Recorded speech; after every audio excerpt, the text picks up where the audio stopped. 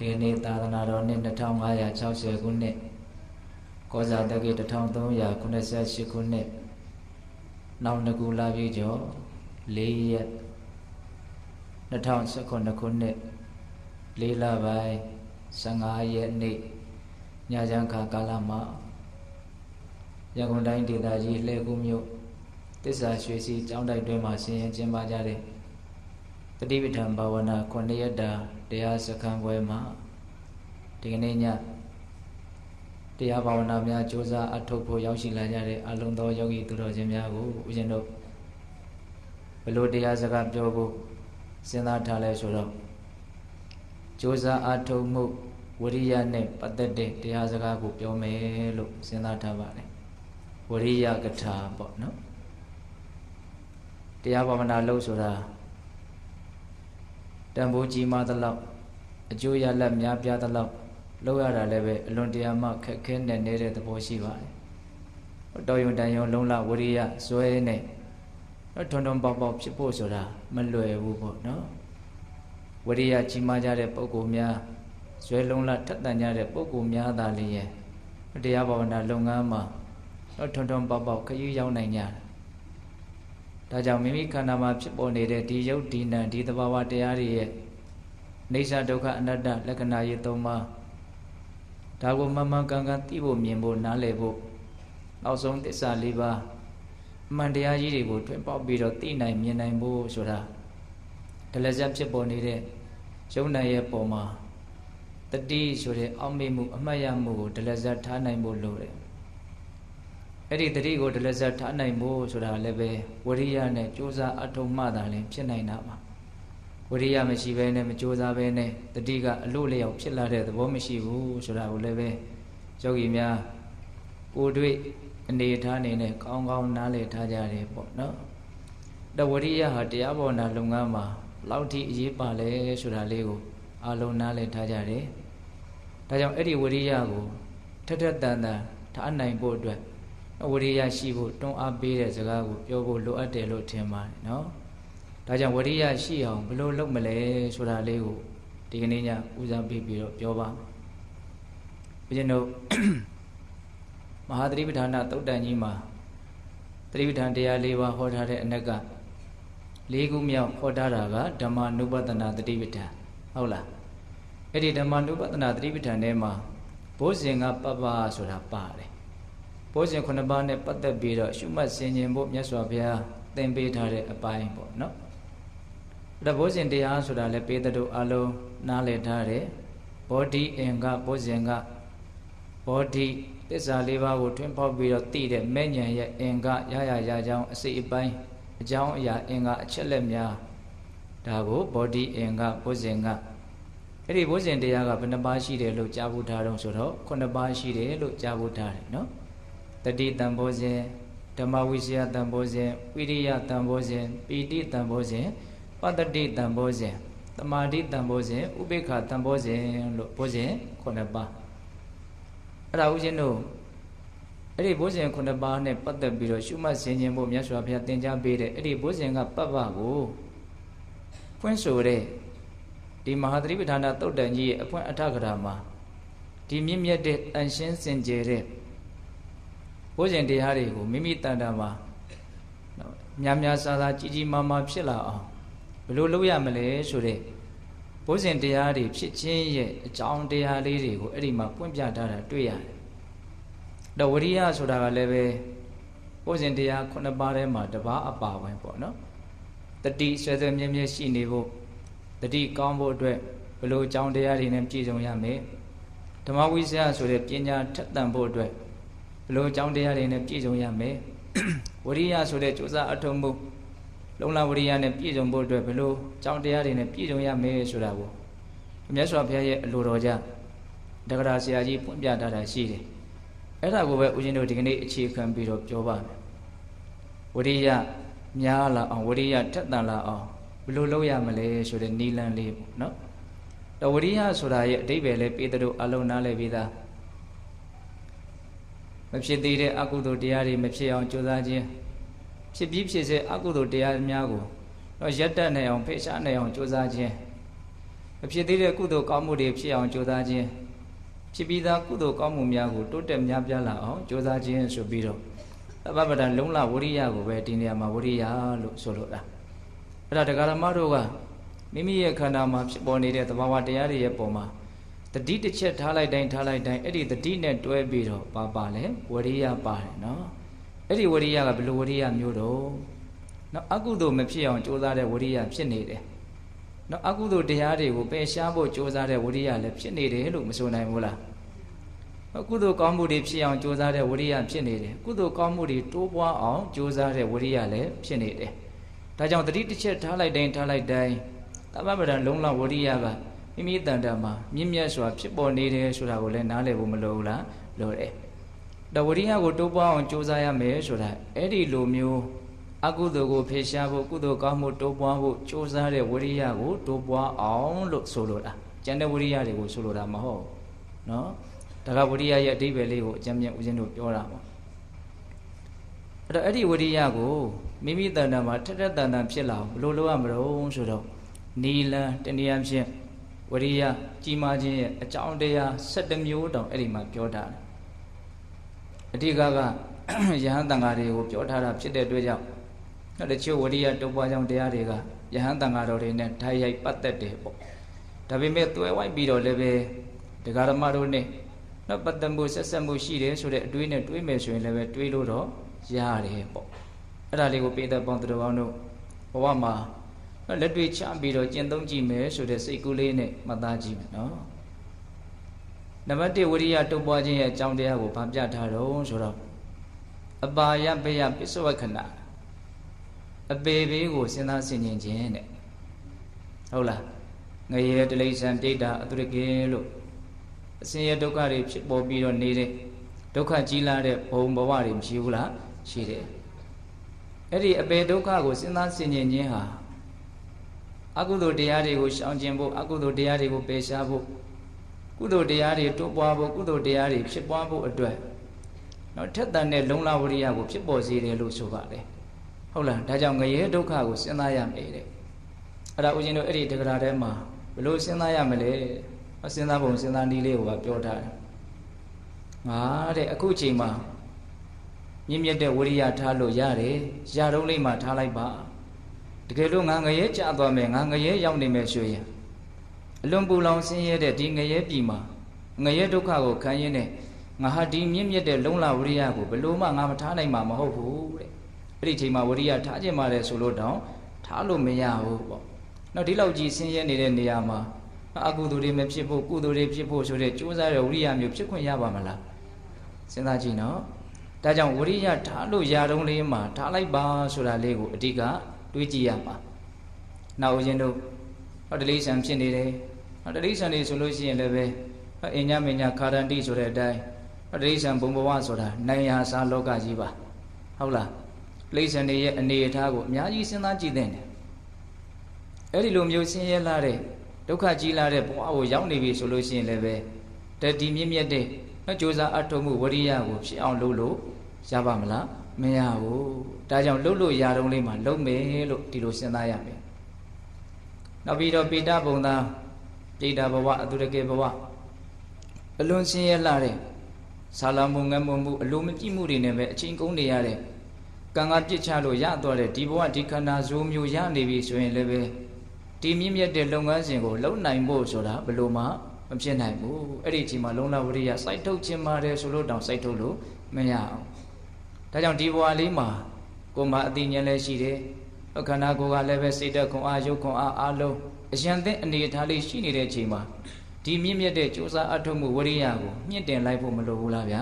လိုတယ်ဒါကြောင့်အပေလေးပုံကိုစဉ်းစားဆင်ခြင်ပြီးတော့လည်းပဲကိုယ့်ရဲ့လုံလဝရိယကိုတတ်တန်အောင်ကြိုးစားရမယ်တဲ့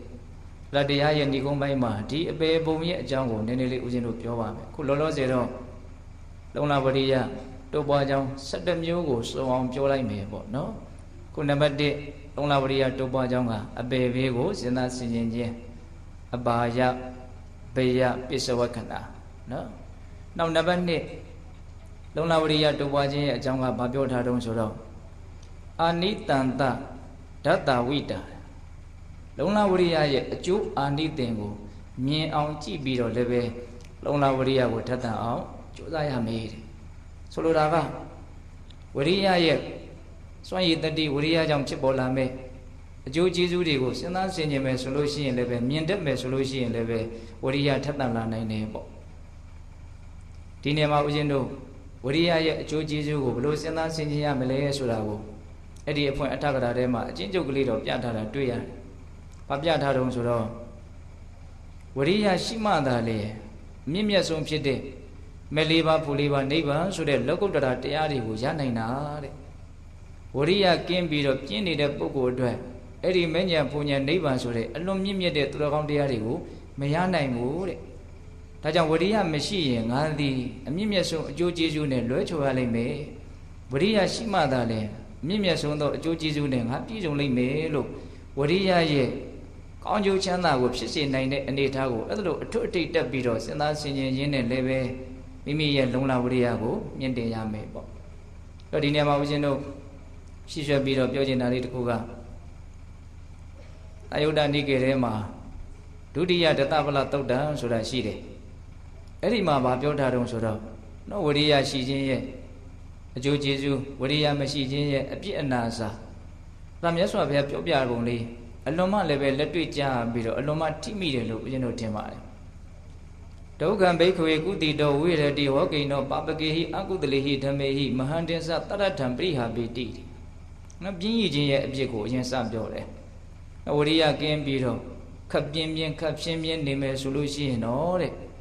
အဲ့ဒီပုဂ္ဂိုလ်ဟာဒုက္ခံဝိရတိစင်စင်ရဲနေရလိမ့်မယ်တဲ့ဘာဖြစ်လို့တုံးဆိုတော့ဟောကိနောပပကေဟိအကုတလေဟိဓမ္မေဟိ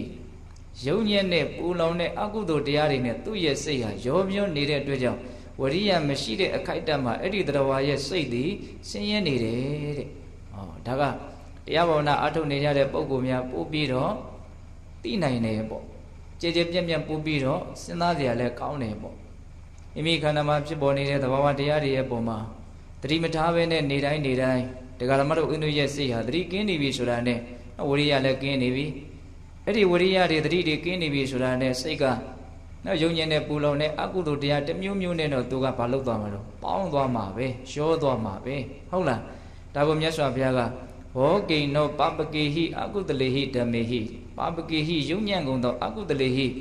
နော်အပြစ်ရှိတဲ့ဆင်းရဲဒုက္ခကိုဖြစ်စေတဲ့အကုသိုလ်တရားတွေနဲ့ဟောကိနောအဲ့ဒီလုံလဝရိယကင်းနေတဲ့အချိန်မှာအဲ့ဒီပုဂ္ဂိုလ်ရဲ့စိတ်ဟာရောပြွန်းသွားတယ်တဲ့စိတ်ကဘာနဲ့ရောသွားတော့ကိလေသာတွေအကုသိုလ်တွေနဲ့ရောသွားတယ်တဲ့ဒါကြောင့်ဝရိယမရှိတဲ့အချိန်မှာအဲ့ဒီပုဂ္ဂိုလ်ဟာဒုက္ခံဝိရတိတဲ့ဆင်းရဲရဲ့နေရတယ်တဲ့ဒါကတတိကလေးထားပြီးတော့ငြိမ်ငြိမ်ချမ်းချမ်းနေရတဲ့အနေအထားမျိုးလေးနဲ့နှိုင်းရှင်လိုက်မှသိနိုင်တာနော်တတိရှိတဲ့အချိန်မှာကိုယ့်ရဲ့နေထိုင်မှုလေးကကျင့်တဲ့ဆရာအလွန်ကောင်းတယ်မြင့်မြတ်မှုနဲ့ကြည်လင်မှုနဲ့အေးချမ်းမှုနဲ့ဟုတ်လားဒါပါလဲဆိုတော့ဝရိယနဲ့နော်တတိကိုထူထောင်လိုက်လို့ရရှိလာတဲ့အကျိုးပေါ့ဟုတ်လားအဲ့တော့ဝရိယနဲ့တတိကိုမထူထောင်မှုဆိုရင်အဲ့ဒီအကျိုးနဲ့ဆန့်ကျင်ဘက်ပဲရမှာပေါ့အဲ့ဒီလိုမျိုးငြိမ်အေးမှုမြင့်မြတ်မှုကျင့်တဲ့ဆရာကောင်းတဲ့အနေအထားဆိုတာဝရိယမရှိတဲ့အချိန်မှာရနိုင်မှာမလားမရနိုင်ဘူးအဲ့ဒါဆင်းရဲနေခြင်းပဲလို့မဆိုနိုင်ဘူးလားမချမ်းသာဘူးဆိုတော့ဆင်းရဲနေတယ်ပေါ့ဟုတ်လားဒါကြောင့်ဝရိယမရှိဘူးဆိုလို့ရှိရင်တစ်အချက်အဲ့ဒီပုဂ္ဂိုလ်ရဲ့စိတ်ဟာအကုသိုလ်တရားတွေနဲ့ရောပြွန်းနေတဲ့အတွက်ကြောင့်ဆင်းရဲနေရလိမ့်မယ်တဲ့နှစ်ချက်ပါပြောတော့ဟောကိနောပပကေဟိအကုတလေဟိဓမ္မေဟိမဟန္တင်္စတရထံပရိဟာပေတိအလွန်ကြီးကျယ်မြင့်မြတ်တဲ့ကိုကျိုးစီးပွားအစစ်ဖြစ်တဲ့ကောင်းကျိုးချမ်းသာနဲ့လည်းပဲလွဲချော်ရလိမ့်မယ်တဲ့ဝရိယမရှိတဲ့လူကနော်မဟန္တင်္စတရထံပရိဟာပေတိမဟန္တင်္စဆိုတာဘာလို့အလွန်ကြီးကျယ်တဲ့တရထံဆိုတာကိုယ့်ရဲ့အကျိုးစီးပွားအကြီးကျယ်တဲ့ကိုယ့်ရဲ့အကျိုးစီးပွားနဲ့ပရိဟာပတိဆုံးရှုံးရလိမ့်မယ်ဆုတ်ယုတ်ရလိမ့်မယ်ပျက်စီးရလိမ့်မယ်တဲ့တော့ကြီးကျယ်တဲ့ကိုယ့်ရဲ့အကျိုးစီးပွားဆိုတာဘာပြောတာတော့မဲ့ဉဏ်ပုံဉဏ်နိဗ္ဗာန်ချမ်းသာကိုမျက်မှောက်ပြုနိုင်ခြင်းကိုပြောတာပါနောက်ကျန်တဲ့အကျိုးစီးပွားတွေဆိုတာကတော့နော်ပညာမျက်လုံးနဲ့ကြည့်မယ်ဆိုရင်ဘာပဲရဘာပဲဖြစ်အနိစ္စမီးလောင်တာကိုခံရပြီးတော့ဒီလိုနဲ့ပဲပြီးသွားရမယ်ဘာမှအဖတ်မတင်တဲ့နော်အနေအထားတွေနဲ့ပဲအဆုံးသတ်သွားရမယ်အခြေအနေတွေကြီးပဲဒါကြောင့်ကိုယ့်ရဲ့စစ်မှန်တဲ့အကျိုးစီးပွားလို့မဆိုနိုင်ဘူးတဲ့ဟုတ်လားနိဗ္ဗာန်ချမ်းသာကိုမျက်မှောက်ပြုပြီးတော့ဒုက္ခငြိမ်းရတဲ့အနေထားတည်တာလေစစ်မှန်တဲ့ကိုယ်ကျိုးစီးပွား အဲ့ဒါဒီပင်လင်ကြီးကျယ်တဲ့ကိုကျိုးစီပါလို့ဒီလိုမြတ်စွာဘုရားဟောတာအဲ့ဒါလုံလဝရိယကင်းပြီးတော့ပြင်းနေမယ်ဆိုလို့ရှိရင်တော့အဲ့ဒီစစ်မှန်တဲ့ကိုကျိုးစီဝါနဲ့ဘာဖြစ်မလို့လွဲချော်သွားလိမ့်မယ်တဲ့ဒါကဦးဇင်းတို့ဒုတိယတတဗလသုတ်တံမှာပြောထားတဲ့စကားရလေးပေါ့ပြင်းနေရင်အဲ့ဒီပုဂ္ဂိုလ်ရဲ့စိတ်ဟာအကုသိုလ်တွေနဲ့ရောနေတဲ့အတွက်ကြောင့်စင်င်းရဲနေရလိမ့်မယ်အလွန်ကြီးကျယ်တဲ့ကိုကျိုးစီဝါဆိုတဲ့မညံပူညံ့နဲ့လည်းပဲလွဲချော်ရလိမ့်မယ်တဲ့အဲ့လိုဆိုလို့ရှိရင်ဝရိယရဲ့အကျိုးအာနိသင်ကစန့်ကျင်ဘက်အနေနဲ့ပေါ်လွင်ထင်ရှားမလာဘူးလားပေါ်လွင်ထင်ရှားလာတယ်အဲ့ဒါကိုလည်းမြတ်စွာဘုရားကဟောတာပါပဲအာရထဝရိယနာခောဘိခွေဒုက္ခံဝိရတိပဝိဝိထောပါပကေဟိအကုသလေဟိဓမ္မေဟိမဟာတင်္စတရထံပရိပူရိတိယဟန်တို့တဲ့ပြင်းထန်တဲ့ကြိုးစားအထုံမှုလုံလဝရိယနဲ့ပြည့်စုံတဲ့ပုဂ္ဂိုလ်ဟာဒုက္ခံဝိရတိချမ်းချမ်းသာသာနေရလိမ့်မယ်ဘာကြောင့်လို့ပါပကေဟိအကုသလေဟိဓမ္မေဟိယုံညံ့တဲ့အကုသိုလ်တရားတွေနဲ့ပဝိဝိထောအဲ့ဒီပုဂ္ဂိုလ်ရဲ့စိတ်ဟာကင်းကွာနေတဲ့အတွက်ကြောင့်အဲ့ဒီပုဂ္ဂိုလ်ဟာချမ်းချမ်းသာသာနေရလိမ့်မယ်တဲ့ဆိုလိုတာကနော်တတိလေးဖြစ်ပေါ်အောင်ဝရိယနဲ့ကြိုးစားနေတဲ့ခိုက်တတ်မှာနော်တရားဓမ္မတို့ဦးဇင်းတို့အဲ့ဒီဝရိယရှိတဲ့ပုဂ္ဂိုလ်ရဲ့စိတ်ကလေးကဘာတွေနဲ့ကင်းကွာနေတယ်အကုသိုလ်တွေနဲ့ကင်းကွာနေတယ်ယုံညံ့မှုတွေနဲ့ကင်းကွာနေတယ်ဒါကြောင့်သတိထားတိုင်းဆိုတော့ကလည်းဦးဇင်းတို့ပြောပါတယ်ဟုတ်လားသတိတစ်ချက်ထားလိုက်တိုင်းအဲ့ဒီချိန်မှာအကုသိုလ်ဝင်လို့မရဘူးအကုသိုလ်အဲ့ဒီချိန်မှာမရှိဘူးဒါကိုထပ်ခါမပြောဘူးလားပြောတယ်နော်အကုသိုလ်မရှိတဲ့အချိန်မှာအဲ့ဒီပုဂ္ဂိုလ်ရဲ့စိတ်ဟာမဖြစ်တော့အေးချမ်းတာဟောတတ်တာတာပေါ့နော်တကယ်တမ်းကမအေးချမ်းအောင်ရှုမြိုက်နေတာကဒီအကုသိုလ်တရားပဲနော်မတတ်တာအောင်နှိမ့်ဆက်နေတာပင်ပန်းအောင်လုပ်နေတာကဘာလဲဒီအကုသိုလ်တရားပဲဒါကြောင့်မြတ်စွာဘုရားကဝရိယရှိတဲ့ပုဂ္ဂိုလ်ဟာချမ်းချမ်းသာသာနေရလိမ့်မယ်တဲ့အကျိုးသင်အကြောင်းသင်အလွန်ပြောတော်မူတတ်တဲ့မြတ်စွာဘုရားပေါ့နော်ဝရိယရှိတဲ့လူကချမ်းချမ်းသာသာနေရလိမ့်မယ်ဘာကြောင့်တော့သူ့ရဲ့စိတ်ဟာအကုသိုလ်တရားတွေနဲ့ကင်းကွာနေလို့ဒါတင်လားမကဘူးမဟာတင်္စတရတံပရိပူရိတိနော်အလွန်ကြီးကျယ်တဲ့ကိုကျိုးစီးပွားလို့ဆိုတဲ့မဲညံဖိုးညံဆိုတဲ့စစ်မှန်တဲ့ကျိုးစီးပွားနဲ့လည်းပဲပြည့်စုံရလိမ့်မယ်တဲ့ဝရိယရှိတဲ့ပုဂ္ဂိုလ်ဟုတ်လားဒါကြောင့်ဦးဇင်းတို့ပြည်သက်ပေါင်းသူတော်ကောင်းတို့လုံလဝရိယထက်သန်ဖို့အတွက်နော်ဒုတိယမြောက်ကြိုးစားအထောက်ရမယ်နီလန်တနည်းအားဖြင့်ပြည့်စုံရမယ်အကြောင်းတရားကဘာတော့ဝရိယရဲ့အကျိုးအာနိသင်ကိုသိမြင်နားလေပြီးတော့ဒါကိုစင်ញင်ချင်းနှလုံးသွင်းခြင်းပေါ့ဟုတ်လားဘယ်နှခုရှိသွားနှစ်ခုရှိသွားပြီဟုတ်လားနောက်သုံးခုမြောက်ပါပြောတော့သုံးခုမြောက်ပြောထားတဲ့ဝရိယတိုးပွားကြောင်းတရားကတော့ကမနဝီထိပစ္စဝခန္ဓာနော်ကမနဝီထိသွားရလမ်းကြောင်းပစ္စဝခန္ဓာဆင်ញင်တာသွားရလမ်းကြောင်းကိုဆင်ញင်တာတဲ့သွားရလမ်းကြောင်းဆင်ញင်တယ်ဆိုတာဘာပြောတာတော့သွားရလမ်းကြောင်းဆင်ញင်တယ်ဆိုတာဒီဦးဇင်းတို့အခုပရိပဒံဘာဝနာလုပ်ငန်းစဉ်လို့ဆိုတဲ့နော်နိဗ္ဗာန်ချမ်းသာကိုရရှိဖို့နော်နောက်ဆုံးရည်မှန်းချက်ထားပြီးတော့ကြိုးစားနေတဲ့ဒီလုပ်ငန်းစဉ်ဟာနော်အလွန်မြင့်မြတ်တဲ့ပုဂ္ဂိုလ်ကြီးတွေနော်ဘုရားယန္တာရိယာသူတော်ကောင်းကြီးတွေသွားခဲ့တဲ့လမ်းကြောင်းအလွန်မြင့်မြတ်တဲ့လမ်းကြောင်းနော်ပြင်းကြီးတဲ့ပုဂ္ဂိုလ်တွေနော်အစွမ်းအစမရှိတဲ့ပုဂ္ဂိုလ်တွေရှောက်လန်းနိုင်တဲ့လမ်းကြောင်းမဟုတ်ဒီလမ်းကြောင်းဟာမြင့်မြတ်တဲ့လူတွေနော်ရဲလုံဝဲကိုင်းမယ်ဆိုတဲ့အစွမ်းအစရှိတဲ့ပုဂ္ဂိုလ်တို့သာလည်းရှောက်လန်းနိုင်တဲ့လမ်းကြောင်းဒါကြောင့်ဒီလမ်းကြောင်းဟာနှိမ့်ကြတဲ့လမ်းကြောင်းမဟုတ်မြင့်မြတ်တဲ့လမ်းကြောင်းတနည်းအားဖြင့်လည်းပဲအမြင့်မြတ်ဆုံးသောနိဗ္ဗာန်ကိုရောက်စေတတ်တဲ့လမ်းကြောင်းဖြစ်တဲ့အတွက်ကြောင့်ဒီလမ်းကြောင်းဟာပါလေအလွန်မြင့်မြတ်တဲ့လမ်းကြောင်းအလွန်မြင့်မြတ်တဲ့လမ်းကြောင်းကိုအစွမ်းအစမရှိတဲ့လူတွေရှောက်နိုင်မလားမရှောက်နိုင်ဘူးနော်ဒါကြောင့်လမ်းကြောင်းရဲ့မြင့်မြတ်ပုံကိုစဉ်းစားဆင်ခြင်ပြီးတော့လည်းပဲဘာလို့ရမှာတော့ဝရိယကိုမြင့်တင်ရမယ်တဲ့ဒီလောက်နဲ့တော့မရသေးဘူးဆိုတဲ့အတွေးကိုပြောတာနော်ဒီလုပ်ငန်းကြီးကဒီလောက်နဲ့တော့မရသေးဘူးလို့ပြောနေတာကိုသဘောပေါက်ရလားဗျအေးဒါကြောင့်ဦးရှင်တို့တတိယစဉ်းစားဆင်ခြင်ရမယ်အချက်တနည်းအားဖြင့်အကြောင်းတရားကမနဝီထိပစ္စဝခန္ဓာနော်လမ်းကြောင်းကိုစဉ်းစားဆင်ခြင်ရမယ်တဲ့ဟုတ်လားနောက်၄ခုမြောက်ပြောထားတဲ့အကြောင်းတရားဒါလည်းစိတ်ဝင်စားစရာကောင်းတာပဲယဟန်တော်တွေကိုအဓိကထားပြီးတော့ဟောတာဖြစ်တဲ့အတွက်ကြောင့်နော်ဒီအကြောင်းအရာလေးကတရားဓမ္မတို့အနေနဲ့တော့ဆက်ဆက်မှုရှိအောင်နော်တွေးတတ်ဖို့တော့လိုတာပေါ့အပြောထားတော့ပိဏ္ဍပါတာပစာယနတာနော်တရားဓမ္မတွေကလှူထားတဲ့စွမ်းကိုပူဇော်တဲ့အနေနဲ့နော်ဆိုလိုတာကနော်ငါ့ကိုတရားဓမ္မတွေကလှူထားတဲ့စွမ်းဘာကြောင့်လှူထားတာတော့ဒါကိုစဉ်းစားပြီးတော့အဲ့ဒီစွမ်းကိုနော်သုံးဆောင်တဲ့နေရာမှာထိုက်တန်တဲ့ပုဂ္ဂိုလ်တယောက်ဖြစ်အောင်နော်ဒီလိုရည်ရွယ်ချက်နဲ့စွမ်းတုံးပူဇော်တယ်လို့ခေါ်တာပေါ့လေ အဲ့ဒီလိုရည်ရွယ်ချက်နဲ့လည်းပဲဝရိယကိုမြင့်တင်နိုင်ရမယ်တဲ့ဒါကိုနည်းနည်းလေးဦးဇင်းတို့အသေးစိတ်ပြီးတော့ပြောကြည့်ပါဦးမယ်နော်လူတွေကယဟန်တွေကိုပစ္စည်းလေးပါးကိုလှူကြတယ်တန်းကြတယ်ဆိုတာနော်အဓိကသူတို့ဘာလိုချင်လို့လှူကြတန်းကြတာတော့ကုသိုလ်ကောင်းမှုကိုလိုချင်လို့နော်ချမ်းသာဒုက္ခကိုလိုချင်လို့နော်မြင့်မြတ်တဲ့အလုပ်ကိုဒီလူတွေလုပ်နေတာဒီပုဂ္ဂိုလ်တွေလုပ်နေတာဒါကိုအထောက်အကူဖြစ်ပါစေဆိုတဲ့ဒီလိုစိတ်ဓာတ်နဲ့လှူတာဟုတ်လားအဲ့ဒါကအဲ့ဒီလှူထားတဲ့လှူဝယ်ဝတ္ထုနဲ့ထိုက်တန်တဲ့အလုပ်ကိုလုံးမသာလဲအဲ့ဒီလှူဝယ်ဝတ္ထုဟာကိုယ်နဲ့ထိုက်တန်တယ်လို့မဆိုနိုင်ဘူးလားဆိုနိုင်တယ်နော်ဒါလည်းတော်တော်စဉ်းစားကြရတော့ကောင်းတယ်ဟုတ်လားအဲ့ဒီတေဂရာထဲမှာဖွင့်ပြထားတာလေးကနော်တေဂရမတွေကအပစ္စည်းဥစ္စာတွေလိုချင်လို့လှူတာမဟုတ်ပါဘူးတဲ့ကိုယ်နဲ့ဆွေမျိုးတော်လို့ပေးတာလည်းမဟုတ်ဘူးတဲ့ဟုတ်လားတကယ်စင်စစ်သူတို့ဟာလူချမ်းသာနတ်ချမ်းသာနိဗ္ဗာန်ချမ်းသာဆိုတဲ့ချမ်းသာကိုရကျင်လို့သာလဲဒီကုသိုလ်ကောင်းမှုကိုပြုကြတာအဲ့တော့ကိုကသူတို့လိုချင်တဲ့ချမ်းသာကိုပေးနိုင်တဲ့ကိုလားစဉ်းစားရမှာတကယ်လို့ကိုကလုံလဝရိယမရှိဘူးဘာမှမကြိုးစားဘူးဆိုရင်ဘာမှမကြိုးစားတဲ့ပုဂ္ဂိုလ်ဟာဘာအစွမ်းစားမှရှိမှာမဟုတ်ဘူးဟုတ်လားဘာအစွမ်းစားမှမရှိတဲ့ပုဂ္ဂိုလ်ကိုလှူထားတဲ့နော်အလှူဝတ္ထုနော်ဒီဒါနကောင်းမှုကလည်းတိတ်ပြီးတော့ကောင်းကျိုးချမ်းသာဆိုတဲ့နော်အကျိုးကျေးဇူးကိုဖြစ်စီမှာမဟုတ်ဘူးဒါလည်းပေးတဲ့လို့နားလဲပါတယ်ဟုတ်လားဒါကြောင့်စွမ်းတုံပူဇော်တယ်ဆိုတာအဲ့ဒီအတိတ်ပဲဟုတ်လားအဲ့လိုဆိုရင်ယောဂီတို့အနေနဲ့နော်ဒီအချက်ကိုယောဂီတို့နဲ့နော်ဆက်ဆက်မှုပတ်သက်မှုရှိအောင်ဘယ်လိုစဉ်းစားမလို့ဟုတ်လားဘယ်လိုစဉ်းစားမလို့နော်ဟောခုယောဂီတို့လည်းပဲသူများလှူတဲ့စွန့်ကိုပဲစားကြတာပဲမဟုတ်လာ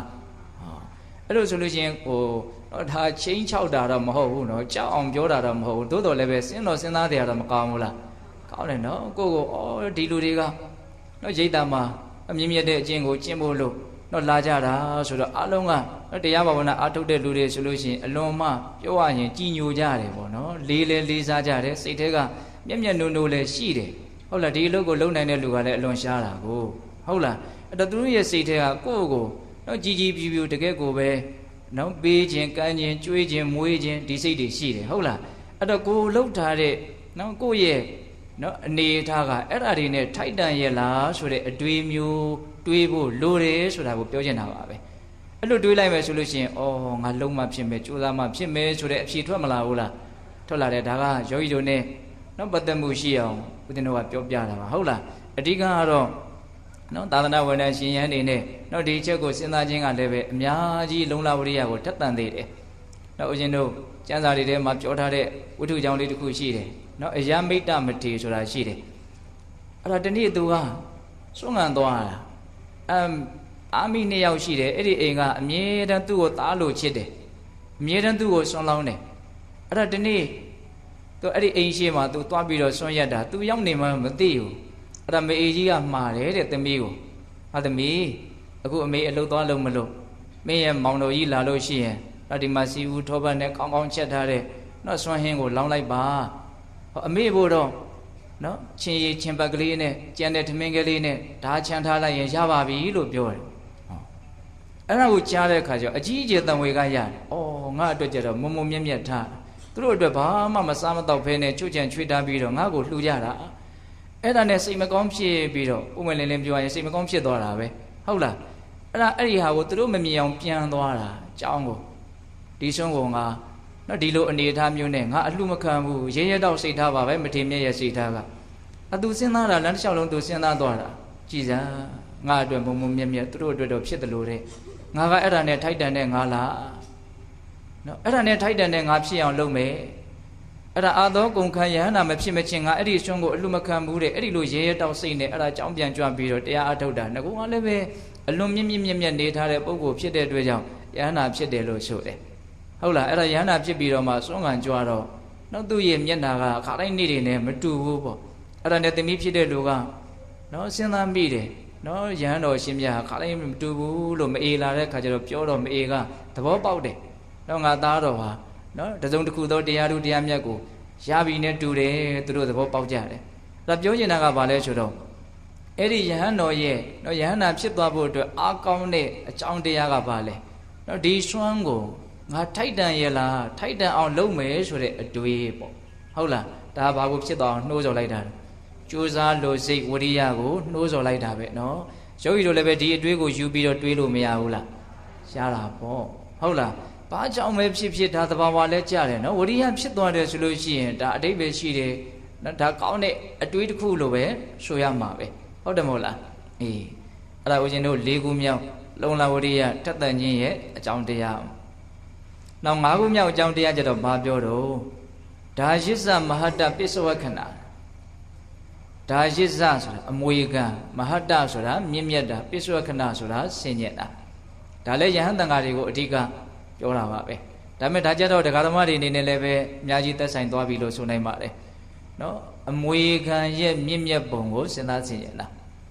ာဘာရဲ့အမွေကိုခံမှာလဲမြတ်စွာဘုရားရှင်ကိုရောမြတ်ကြီးရဲ့သူတော်ကောင်းတရားတည်းဟူသောအမွေကိုခံယူကြမှာဗုဒ္ဓဘာသာဝင်တွေအားလုံးနဲ့ဒါကပတ်သက်တယ်ပေါ့နော်အဓိကဆက်ဆက်နေတယ်ပေါ့နော်မြတ်စွာဘုရားရဲ့အမွေဟာဘာလဲလို့မေးရင်သူတော်ကောင်းတရားပဲနော်သီလသမာဓိပညာဟုတ်လားမဉ္ဇဉ်ပူညာနိဗ္ဗာန်ဆိုတဲ့လကုတ္တရာတရား၉ပါးကတော့အမွေအစစ်ပေါ့နော်အဲ့ဒီအမွေဟာအလွန်မြင့်မြတ်တဲ့အတွက်ကြောင့်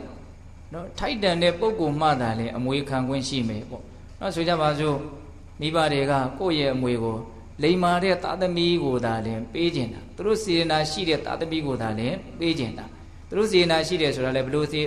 လို့သားသမီးမျိုးကိုစေနာရှိမှာတော့နော်ကိုယ်စကားနားထောင်လို့လိမ္မာရေးချရှိတဲ့သားသမီးကိုပဲစေနာရှိမှာပေါ့ဟုတ်တယ်မဟုတ်လားနော်တချို့တကယ်မလိမ္မာတော့ဘူးကိုကလည်းပဲစေနာမြစ်တာတကယ်ပြတ်သွားပြီဆိုရင်အမွေပြတ်ကြော်ညာတာတွေပါတောင်ရှိဘူးလာ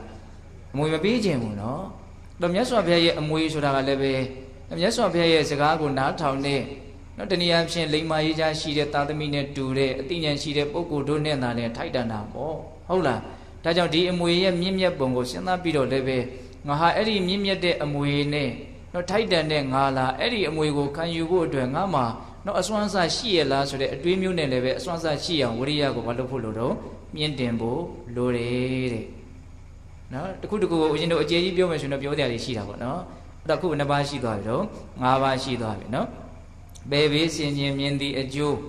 လမ်းယိုးလိုက်ရာပိဏပစေယဓာယိဇဟုနော်ဆောင်ပုဒ်တိုင်းပြောမယ်ဆိုရင်တော့အဲ့ဒီရောက်သွားပြီပေါ့နောက်6ခုမြောက်ပြောတာကဘာတော့တဲ့တတ္တုမဟထပစ္စဝခဏတတ္တုဆိုတာမြတ်စွာဘုရားကိုပြောတာမဟတဆိုတာမြင့်မြတ်တာပစ္စဝခဏဆိုတာဆင်းရဲတာမြတ်စွာဘုရားရှင်ကိုရောမြတ်ကြီးရဲ့မြင့်မြတ်ပုံကိုရှင်းကျင်းပြီးတော့လည်းပဲလုံလဝရိယကိုမြင့်တင်ရမယ်တဲ့ဒီနေရာမှာမြတ်စွာဘုရားဟာတလောကလုံးမှာအမြင့်မြတ်ဆုံးဖြစ်တော်မူတယ်ပေါ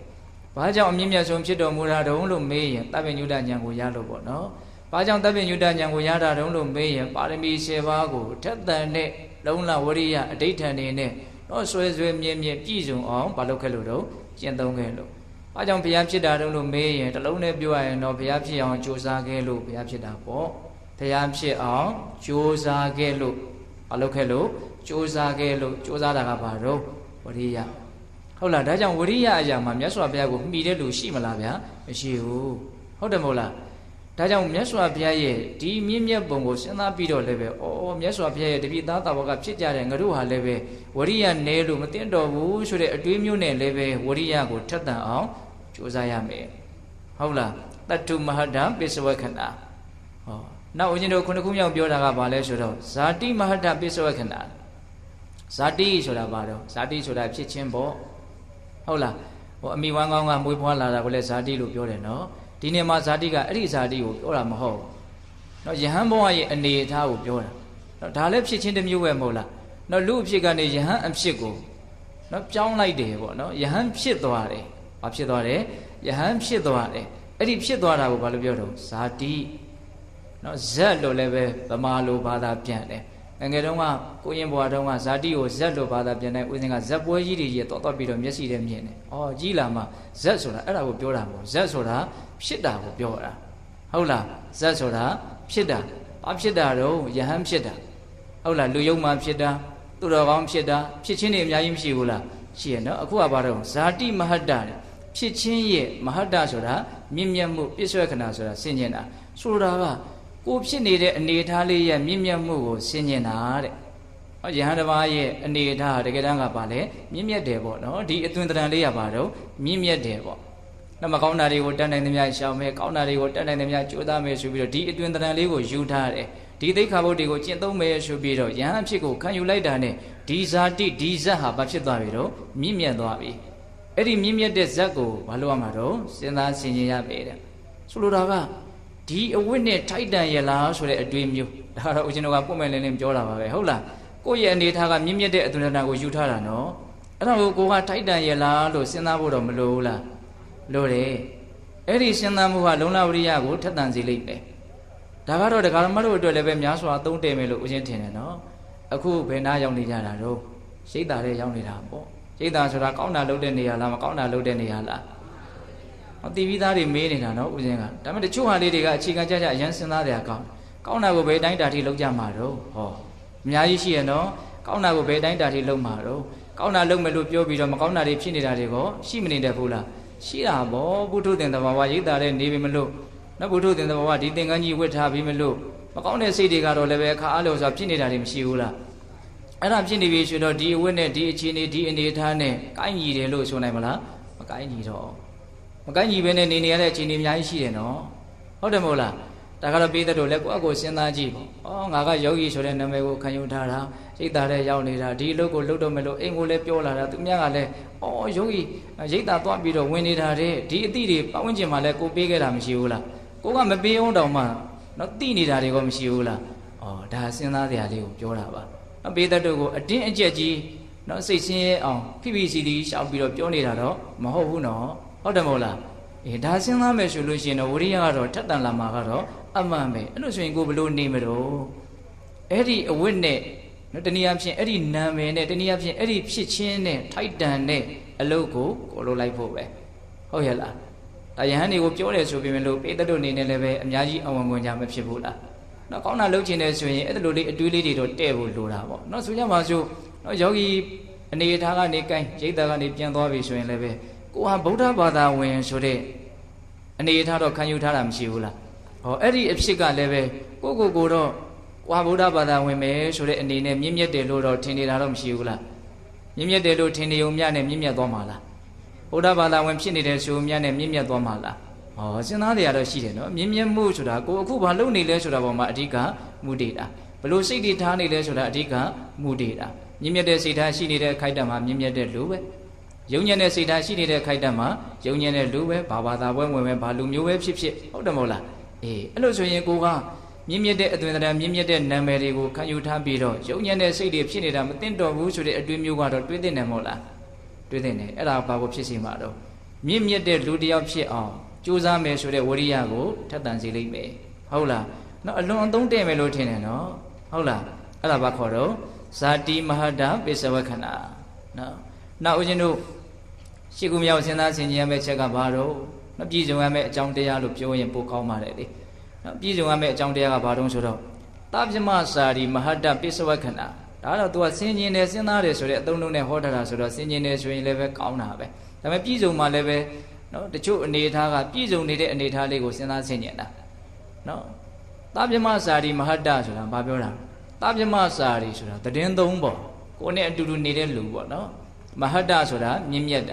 ာပိစဝခဏဆိုတာစဉ်းစားတာဒီစဉ်းစားဆင်ခြင်မှုနဲ့လည်းပြည့်စုံရမယ်တဲ့ဓမ္မဝရိယထက်တာပဲနော်ဒါကလည်းပဲယဟန်တော်တွေကိုအဓိကပြောတာပါပဲနော်တရင်သုံးပေါ်ရဲ့မြင့်မြတ်ပုံကိုစဉ်းစားပြီးတော့လည်းပဲဝရိယကိုထက်သန်စေရမယ်တနည်းအားဖြင့်တရင်သုံးပေါ်တို့ရဲ့မြင့်မြတ်မှုကိုစဉ်းစားဆင်ခြင်တာနဲ့ပြည့်စုံရမယ်ပေါ့ဝရိယကြီးခြင်းလို့ရှိရဲ့ဟုတ်လားအဲ့တော့အဲ့ဒါကိုအထက်ကရာထဲမှာပြောထားတာကနော်ရှင်သာရိပုတ္တရာတို့ရှင်မမောက္ကလန်တို့ရှင်မကတ္တပတို့ဆိုတာဗာလဲတန်ဃာတွေပေါ့နော်အဲ့ဒီတန်ဃာတော်ရှင်မြတ်ကြီးတွေဟာအလွန်မှကြီးကျယ်မြင့်မြတ်တော်မူကြတယ်ဆိုတာတော့မထင်ရှားဘူးလားထင်ရှားတယ်ဟုတ်လားကိုဟာလည်းပဲအဲ့ဒီလိုမြင့်မြတ်တဲ့အနွယ်တော်တွေကနေဆင်းသက်ပြီးတော့လာတဲ့ကိုယ့်ရဲ့သတင်းသုံးပေါ်တန်ဃာတွေဟာအလွန်မြင့်မြတ်တဲ့အနေအထားတွေရှိတဲ့အတွက်ကြောင့်ငါဒီခပ်ပေါ့ခက်ညံ့ညံ့ငါမဖြစ်သင့်ဘူးဆိုတဲ့အတွေးမျိုးတွေးရမယ်ဆိုတဲ့အဓိပ္ပာယ်ကိုပြောတာဟုတ်လားဒါကတော့ပေတတို့အနေနဲ့လည်းပဲအများကြီးစဉ်းစားမယ်ဆိုရင်စဉ်းစားရရှိတာပေါ့နော်တချို့တာကီမျိုးဟိတို့ဘယ်မှာဆိုပြီးတော့အော်နေကြတာပဲဟုတ်လားဒါပြောချင်တာကသူဘာပြောချင်တာလဲနော်ကိုယ့်ကိုမြင့်မြတ်တယ်လို့ပြောချင်တာဟုတ်လားအဲ့ဒီလိုလေးဖြစ်သွားတာနဲ့မြင့်မြတ်မှာလားမမြင့်မြတ်ပါဟုတ်လားအဲ့တော့သတင်းသုံးပေါ်တို့ရဲ့မြင့်မြတ်မှုကိုစဉ်းစားဆင်ခြင်ပြီးတော့လည်းပဲဝရိယကိုထက်သန်စေရမယ်တဲ့ဒါကတော့ယဟန်တို့တွေနဲ့အဓိကပတ်သက်တယ်ပေါ့ဟုတ်လားဒါပေမဲ့လည်းပဲနော်မြတ်စွာဘုရားရဲ့ပရိသတ်ဆိုတာ၄မျိုးရှိတယ်နော်ယဟန်ပရိသတ်နော်ယဟန်မပရိသတ်နော်ဥပဒကပရိသတ်ဥပတိကပရိသတ်ဟုတ်တယ်မဟုတ်လားအဲ့လိုဆိုဒကမာကြီးတွေအနေနဲ့နော်အလွန်မြင့်မြတ်တဲ့တခြားသောဥပတိကဒကမာကြီးတွေဒီဟုသောအပေါင်းဖော်တွေတချို့မရှိဘူးလား ရှိတယ်ကိုမိတ်ရွှေအပေါင်းအသင်းတွေမှာမြင့်မြတ်တဲ့လူတွေမရှိဘူးလားရှိတယ်ဟောအဲ့ဒါတွေကိုစဉ်းစားမယ်ဆိုရင်တော့စဉ်းစားလို့မရဘူးလားအော်ငါမိတ်ရွှေတွေကအလွန်တော်တာပဲအဲ့လိုဆိုရင်ငါလည်းတော်မှဖြစ်မှာဆိုတဲ့အတွေးမျိုးပေါ့တော့ပေါ့ရဲ့လားအေးဒါလက်တွေ့လေးပြောပြတယ်နော်တော့ဦးဇင်းတို့နောက်နံပါတ်9ပြောထားတဲ့နော်လုံလဝရိယထက်တန်ခြင်းရဲ့အကြောင်းတရားတနည်းအားဖြင့်ပြည့်စုံရမယ့်အနေအထားကဘာလဲကုတိတပုဂ္ဂလနော်ပရိဝစ္စနတ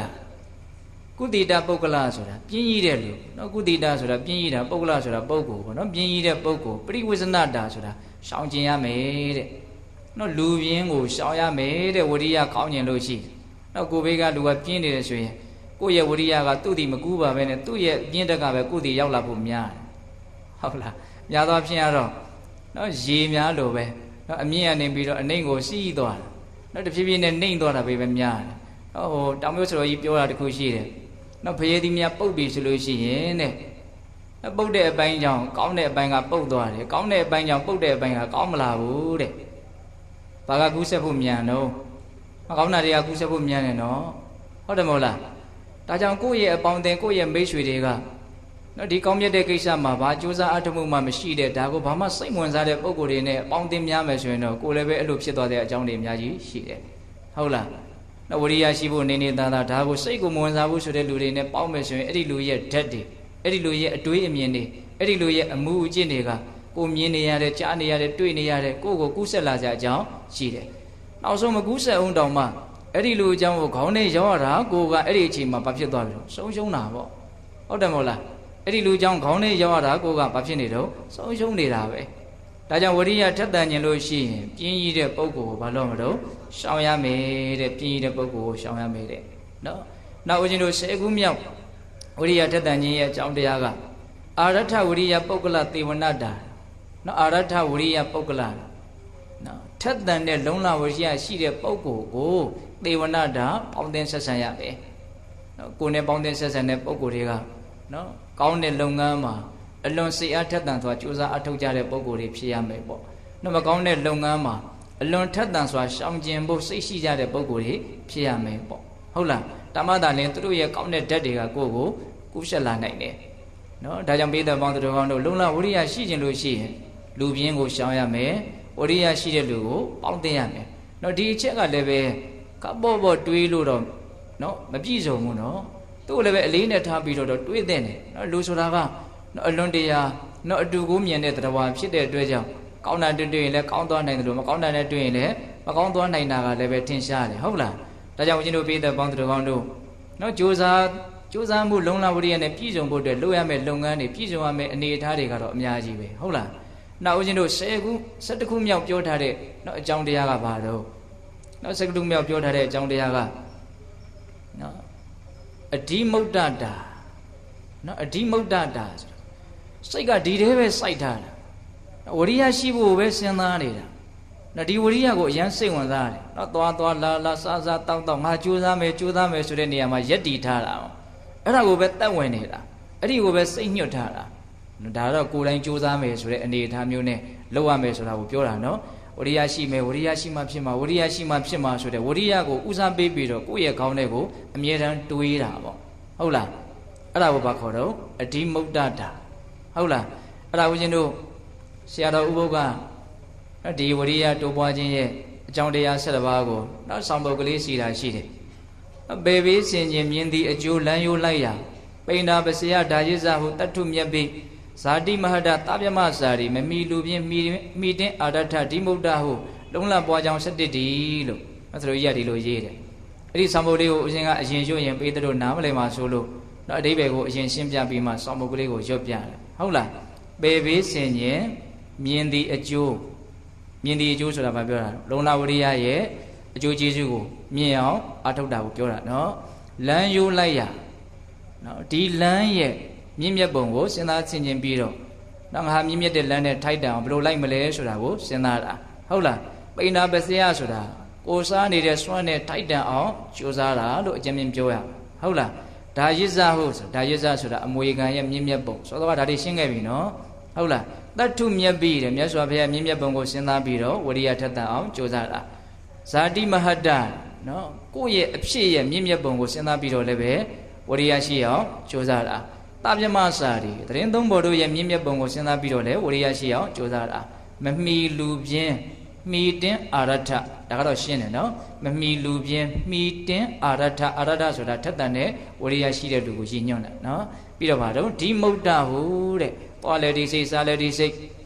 ဝရိယထက်တန်ဖို့ပဲမြေတန်းစဉ်းစားပြီးတော့ဒီမှာပဲတက်ဝင်ပြီးတော့ဒါကိုပဲစောက်တည်ပြီးတော့ထားသလိုမျိုးဝရိယရှိဖို့စိတ်အားထက်တန်ပြီးတော့နေတာမျိုးကိုဒီမုဒ္ဒလို့ပြောတာအဲ့ဒါဆိုလို့ရှိရင်လုံးလပွားကြောင်း7မျိုးလို့ပိဿတို့နားလေကြတယ်ပေါ့အဲ့တော့ဒီတဲကဦးဇင်းတို့နော်အရန်ကြိုက်တဲ့အလုံးနဲ့ပို့ပြီးတော့ဟိုကြည်ကြည်ပြန့်ပြန့်ရှိမဲ့ပြည်စုံရမယ့်အကြောင်းတရားလေးကိုရွေးချယ်ပြီးတော့ပြောခြင်းတယ်အဲ့ဒါကဘာလဲဆိုတော့အပေဘေးကိုစဉ်းစားဆင်ခြင်ခြင်းနဲ့ရရှိမဲ့အကျိုးကျေးဇူးတွေကိုစဉ်းစားဆင်ခြင်ခြင်းဟုတ်လားအပေဘေးကိုစဉ်းစားဆင်ခြင်ခြင်းနဲ့ရရှိမဲ့အကျိုးကျေးဇူးနော်ဝရိယရဲ့အကျိုးကျေးဇူးကိုပြောတာနော်အဲ့ဒီအပြစ်နဲ့အကျိုးကိုစဉ်းစားဆင်ခြင်ခြင်းဟာဝရိယကိုများစွာထက်သန်စေလိမ့်မယ်ဆိုတာလေးကိုပြောခြင်းတာဒီနေရာမှာဦးဇင်းတို့နော်အကျိုးကျေးဇူးကိုစဉ်းစားဆင်ခြင်တာထက်တောင်အပြစ်ကိုစဉ်းစားဆင်ခြင်တာကပိုပြီးတော့ဝရိယကိုထက်သန်စေလိမ့်မယ်လို့ဦးဇင်းထင်တယ်ဒါပါကိုရည်ညွှန်းတာတော့စဉ်းစားနော်ဝရိယရှိရင်ရရှိမဲ့အကျိုးကျေးဇူးကိုစဉ်းစားပြီးတော့ဝရိယရှိအောင်လုပ်တာထက်ဝရိယမရှိရင်ရရှိမဲ့အပြစ်အနာစာဆင်းရဲဒုက္ခကိုစဉ်းစားပြီးတော့ဝရိယရှိအောင်ကြိုးစားတာကပိုပြီးတော့ထက်သန်တဲ့ဝရိယကိုဖြစ်စေနိုင်တယ်လို့ပြောတာနော်အကျိုးကျေးဇူးကိုမျှော်ကိုပြီးတော့လုပ်တဲ့ဝရိယလည်းမထက်သန်ဘူးလို့ဆိုလိုတာတော့မဟုတ်သို့တော့အပြစ်ကိုမြင်ပြီးတော့မလုပ်ရင်တော့ဒီဒုက္ခတွေတော့တွေ့မှာပဲဆိုတဲ့အတွေးနဲ့လုပ်တဲ့ဝရိယကပိုပြီးတော့ထက်သန်မယ်လို့ဆိုကြတာနော်ဒီနေ့မှာဦးဇင်းတို့ဝရိယပါရမီယာမှာလည်းပဲဦးဇင်းတို့ပြောခဲ့ဘူးတယ်လို့ထင်ပါတယ်နော်ဥမာလေးတစ်ခုပေါ့နော်ဆိုကြပါစို့နော်သမင်တန်ကောင်ကရှေ့ကအသက်လွတ်ပြီးတော့ပြေးတယ်နောက်ကကြားကအဲ့ဒီသမင်ကိုစားကျင်လို့လိုက်တယ်နှစ်ကောင်သလုံးအလွန်ကြီးမားတဲ့ဝရိယနဲ့ပြေးလွှားနေကြတယ်ပေါ့ဟုတ်တယ်မဟုတ်လားမြင်အောင်ကြည့်နော်နောက်ကကြားကလည်းပဲဒီသမင်ကိုစားရလို့ဇောနဲ့အာကုံထုတ်ပြီးတော့လိုက်တယ်အဲ့ရှေ့ကသမင်ကလည်းပဲမိရင်တော့ငါအစားခံရမှာပဲဆိုပြီးတော့သေဘေးနဲ့ချင်းချောက်ပြီးတော့သူကလည်းဘာလုပ်တော့ပြေးတယ်ကြားရဲ့ဝရိယနဲ့သမင်ရဲ့ဝရိယဘသူရဲ့ဝရိယကကြီးမယ်လို့ထင်လဲသမင်ရဲ့ဝရိယကြီးတာပေါ့ဟုတ်တယ်မဟုတ်လားစဉ်းစားတော့ဘာဖြစ်လို့တော့သူကအမိခံရင်သေရမှာလေဟိုကမမိလို့ရှိရင်အစာငါယုံပဲရှိဟုတ်တယ်မဟုတ်လားအဲ့ဒါနဲ့နှိုင်းရှင်ပြီးတော့စဉ်းစားပေါ့နော်ဝရိယအကျိုးကျေးဇူးကိုတော့စဉ်းစားရင်လည်းပဲကြိုးစားခြင်းသိထက်သန်ပါတယ်နော်ဝရိယမရှိရင်တွေ့ကြုံရမယ့်ဆင်းရဲဒုက္ခတွေကိုစဉ်းစားရင်ဖြစ်တဲ့ဝရိယကအများကြီးပိုလိမ့်မယ်ဆိုတာလေးကိုတွေးမိလို့ပြောပြတာဟုတ်လားဆိုကြပါစို့ចောင်းသားတယောက်နော်စာမွေးအောင်စာချက်ချင်းသိပေါအောင်တိုက်တွန်းတဲ့နေရာမှာမင်းစာမွေးအောင်လို့ရှိရင်ဘလို့ဘွဲတွေဂုံနေနဲ့ပြည့်စုံပြီးတော့လူဘဝမှာအသက်မွေးဝမ်းကြောင်းပြုလွယ်တယ်အလွန်ကောင်းတယ်ဒါကြောင့်စာမွေးကောင်းအောင်လုပ်လို့တိုက်တွန်းတာလည်းရှိတယ်မင်းစာမွေးမအောင်လို့ရှိရင်တော့လူတန်းစီနေရမှာမဟုတ်ဘူးအစရအောက်ကြနောက်ကြနဲ့စနေရနေရလိမ့်မယ်လို့မအောင်ခြင်းရဲ့အပြစ်ကိုပြပြီးတော့တိုက်တွန်းတာလည်းရှိတယ်ဘာကပိုထီအောင်ပဲထင်လဲမအောင်ခြင်းရဲ့အပြစ်ကိုနော်ဆင်းရဲဒုက္ခကိုပြပြီးတော့ပြောတာကပို့ပြီးတော့ကြိုးစားလို့စိတ်ကိုထက်သန်စေလိမ့်မယ်ဟုတ်ရဲ့လားဒါကြောင့်မလို့အပေဘေးကိုစဉ်းစားဆင်ခြင်တာကအလွန်တရာမှထိရောက်တယ်ဆိုတာလေးကိုပြောချင်တာနော်အလွန်ကြီးမားတဲ့ဒုက္ခရှိတဲ့ဒီအပေဒုက္ခတွေဟာဒကာဓမ္မတို့ဦးဇင်းတို့အခုပုထုသင်ဘဝမှာတော့ကိုယ်နဲ့လုံးဝဇရာပြက်ပြီးကိုယ်နဲ့ဘာမှမသက်ဆိုင်တော့ဘူးလို့ပြောလို့မရသေးဘူးဆိုတဲ့အနေအထားကိုအဓိကစဉ်းစားရမှာဟုတ်တယ်မို့လားဒီဆင်းရဲလာတဲ့ဘဝနဲ့ကိုယ်နဲ့ဘာမှမဆိုင်တော့ဘူးလို့ဒကာဓမ္မတို့ဦးဇင်းတို့ပြောခွင့်ရှိပြီလားမရှိဘူးဟုတ်လားအဲ့ဒီအနေအထားဟာဝရိယကိုအကြီးအကျယ်ထက်သန်စေလိမ့်မယ်ဒါအလွန်တုန်လှုပ်ကြောက်ကြားစရာကောင်းတဲ့အနေအထားတစ်ခုလို့ဆိုမယ်ဆိုရင်တော့ဆိုလို့မရဘူးလားရတယ်နော်အချိန်မရွေးနော်အဲ့ဒီဘဝတွေကိုရောက်သွားနိုင်တယ်နော်ဒီဘဝကလည်းအချိန်မွေးပျက်စီးနိုင်တယ်ကိုယ့်ရဲ့စိတ်ကြီးကလည်းအချိန်မွေးဖြစ်ချင်တာတွေဖြစ်နိုင်တယ်အချိန်မွေးပျက်စီးနိုင်တဲ့အနေအထားနဲ့အချိန်မွေးဖြစ်ချင်တိုင်းဖြစ်နေတဲ့စိတ်ကြီးနှစ်ခုမြန်တဲ့သွားပြီးပေါင်းမိသွားပြီဆိုရင်တော့နော်အချိန်မွေးရောက်ချင်တဲ့နေရာကိုရှောက်သွားနိုင်တယ်ဆိုတဲ့အဖြေကြီးထွက်မလာဘူးလားခန္ဓာကြီးကလည်းအချိန်မွေးပြည့်ချင်တိုင်းပြည့်နိုင်တယ်နော်သူကဘယ်ချိန်ကျမှပြည့်မလို့သူ့မှာကန့်သက်ချက်မရှိဘူးနော်ကိုယ့်ရဲ့စိတ်ကလည်းပဲဘယ်လိုစိတ်ပဲငါဖြစ်စေမယ်ဘယ်လိုစိတ်ကိုတော့မဖြစ်စေဘူးလို့ပိုင်းနိုင်တဲ့ဒကာဓမ္မတို့ဦးဇင်းတို့တွေကမရှိကြသေးဘူးအာယုန်နေပေါ်မှာမူတည်ပြီးတော့စိတ်တွေကများသောအားဖြင့်ဖြစ်နေကြတာနော်ကိုယ်စွမ်းစပေါ်မှာမူတည်ပြီးတော့ဖြစ်နေတာကအလွန်နည်းတယ်လို့ထင်ပါတယ်နော်အာယုန်လှည့်စားတဲ့အတိုင်းနော်အာယုန်ကခိုင်းတဲ့အတိုင်းဖြစ်ရတာကပဲများပါတယ်ပုထုသင်သဘာဝဆိုဘာပြောတာတော့ဒါကအာယုံကဒေါသဖြစ်เสียအာယုံကြုံလာရင်ဒေါသဖြစ်သွားတာပဲလေလောဘဖြစ်เสียအာယုံကြုံရင်လောဘဖြစ်သွားတာပဲကိုယ့်ရဲ့အစွမ်းစကိုထုတ်ပြီးတော့ကိုယ့်ရဲ့နှလုံးသွင်းတွေကမှန်ကန်လွန်းလို့ ကောင်းတဲ့စိတ်တွေဖြစ်ရတယ်ဆိုတာတဲ့အာယုံကောင်းလေးတွေနဲ့တွေ့လို့လူတာမန်တွေဟာကောင်းတဲ့စိတ်ကလေးဖြစ်တယ်အာယုံဆိုးတွေနဲ့တွေ့တော့လည်းပဲဆိုးတဲ့စိတ်တွေပဲဖြစ်သွားကြတာနော်ဆိုလိုတာကကိုယ့်ရဲ့စိတ်ကောင်းခြင်းစိတ်ဆိုးခြင်းကအာယုံပေါ်မှာပဲပုထုသင်တရားတွေကအများကြီးမူတည်နေတယ်ဆိုတာလေးကိုသတိထားစေချင်တာအမှန်ဆိုလို့ရှိရင်အဲ့ဒီလိုအစဉ်မျိုးတဲ့ကိုကအများကြီးတာလွန်အောင်တော့မလုပ်သင့်ဘူးလားဘလို့အာယုံမဲ့တွေ့ငါကတော့အကုသိုလ်စိတ်မဖြစ်စေရဘူးဆိုတဲ့နော်အတွေ့မျိုးဘလို့လုံးမယ်ဆိုတဲ့နော်နားလည်မှုမျိုးရီမှန်းချက်ခံယူချက်ဒါတွေရှိဖို့မလိုဘူးလားဘလို့အာယုံနဲ့ပဲတွေ့တကယ်လို့ကိုကသာအစွမ်းစားရှိမယ်လှုပ်တဲ့ကင်တဲ့မယ်ကြိုးစားအထုတ်မယ်ဆိုရင်ကောင်းတဲ့စိတ်ကတော့ဖြစ်နိုင်တာပဲလေဟုတ်တယ်မဟုတ်လားအဲ့ဒီနေရာမှာအဓိကသုံးချမှာဗာလဲလို့မေးယောနိသောမနတိကာရပဲနော်ကိုယ့်ရဲ့စိတ်နှလုံးသွင်းကနော်အတွေးတွေကတိတ်ပြီးတော့မြင့်မြတ်ပြီးတော့အထက်တန်းကြမယ်အလွန်ကိုပညာသားပါမယ်ဆိုလို့ရှိရင်တော့ဘလို့အာယုံနဲ့ပဲတွေ့အဲ့ဒီလိုကကောင်းတဲ့စိတ်မဖြစ်နိုင်ဘူးလာ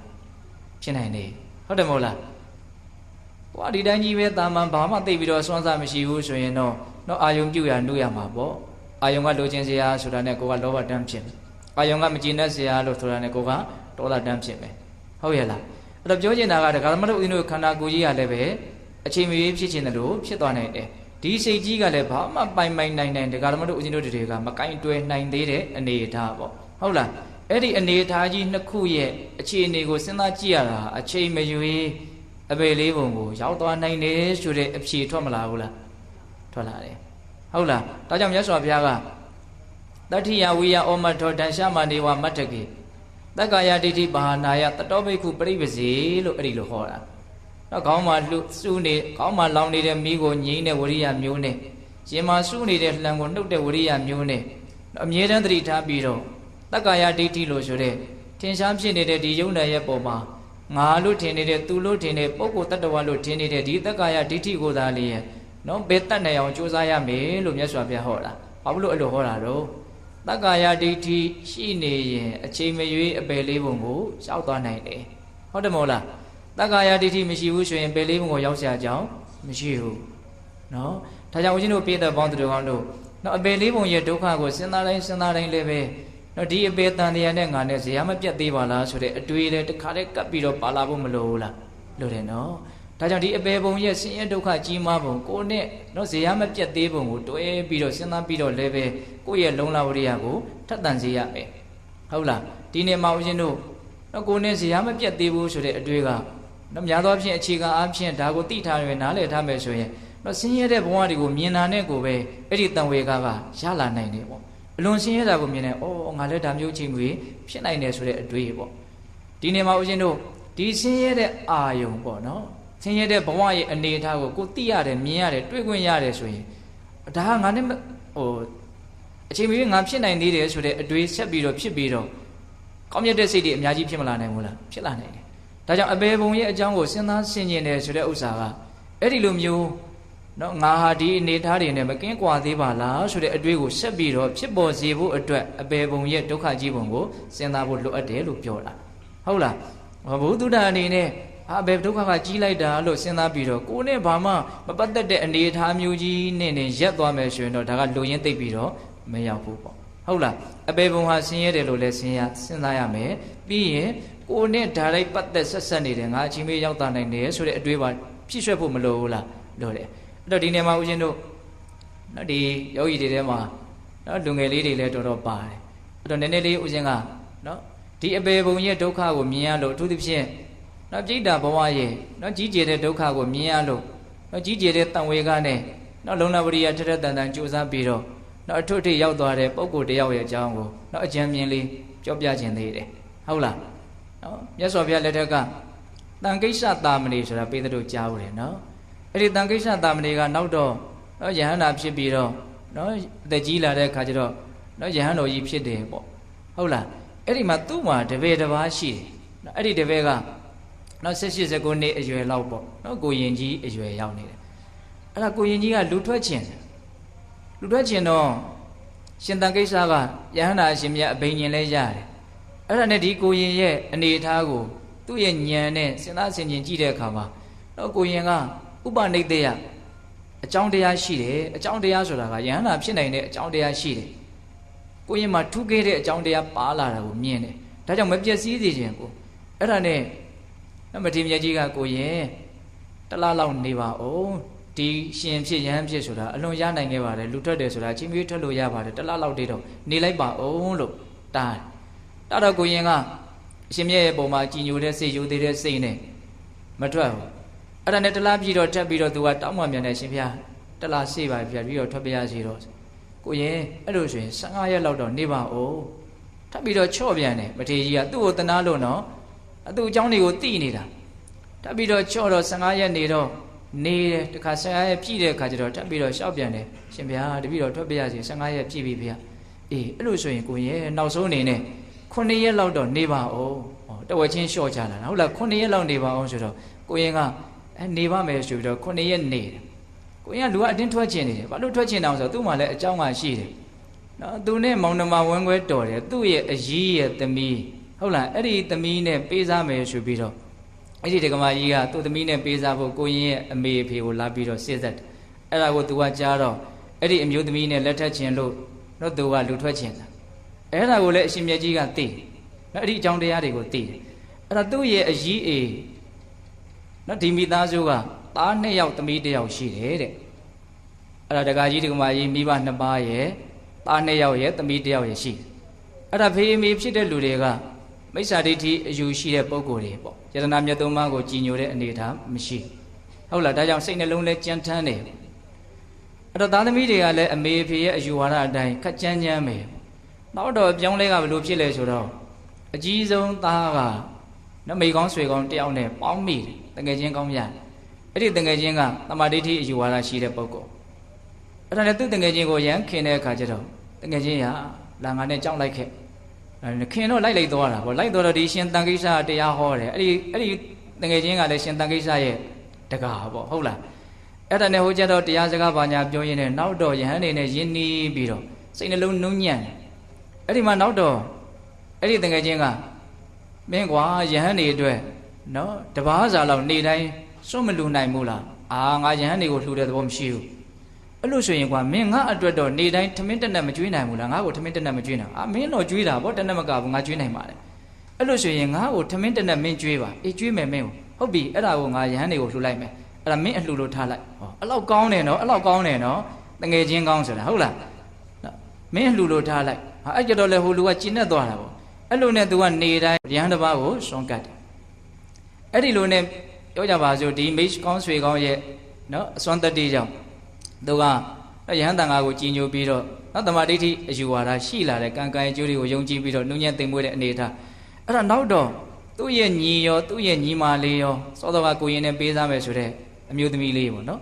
အဲ့ဒီညီရောညီမရောဒီအကူကြီးကိုအကြောင်းပြုပြီးတော့သူတို့ကလည်းသာသနာတော်ကိုယုံကြည်သက်ဝင်တဲ့တရားတရားရှိတဲ့ယုံကြည်မှုရှိတဲ့ပုဂ္ဂိုလ်တွေဖြစ်လာတယ်ကျမ်းနေတာကဘယ်သူကျမ်းနေတုံးဆိုတော့အမေအဖေကျမ်းနေဟုတ်လားအမေအဖေကဘလို့စီယုံလို့မှမရအောင်သူတို့လှုပ်တာကိုလည်းသဘောမကျဟုတ်လားသားသမီးတွေအဲ့ဒီလိုလှုပ်နေတာကိုလည်းသဘောမကျဒါကြောင့်အမြဲတမ်းယဟန်တန်ဃာတွေကိုတွေ့ရင်ဆဲတယ်စူးစူးအောက်အောက်အမြဲတမ်းလှုပ်တယ်သူတို့ငါသားသမီးကိုဖျက်ဆီးနေတာလို့သူတို့အလွတ်ထင်တာကိုအဲ့တော့သူတို့မှာဒီယဟန်တန်ဃာနဲ့ပတ်သက်ပြီးတော့မဖြစ်တုံဆိုတော့အကုသိုလ်ဖြစ်ရတယ်ဟုတ်လားအဲ့ဒီလိုနဲ့အခြေအနေကအဲ့လိုဖြစ်နေတာအဲ့ဒီအငယ်ဆုံးသမီးလေးနဲ့ဒီကိုရင်ကိုပေးစားမယ်ဆိုပြီးတော့ကိုရင်ရဲ့မေကတော့ကိုရင်ကိုသွေးဆောင်ဖျားရောက်တဲ့အခါကျတော့ကိုရင်ကလည်းထွက်မယ်လို့ဖြစ်အဲ့ဒါနဲ့ကိုရင်ကိုတားတာမထေရမြတ်ကြီးကအစတလတားတယ်နောက်15ရက်တားတယ်နောက်တစ်ပတ်တားတယ်အဲ့ဒီတစ်ပတ်တားထားတဲ့အချိန်မှာဘာဖြစ်တော့ဆိုတော့မိုးကြီးလေကြီးကြတယ်တဲ့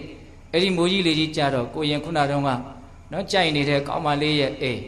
သူ့ရဲ့အကြီးအိမ်ဟာအကုန်လုံးပြိုကျသွားတယ်ပြိုကျသွားတော့ဖေးမေရောသား2ယောက်ကောသမီး1ယောက်ကော9ယောက်စလုံးအဲ့ဒီမှာတခါတည်းဆုံးတယ်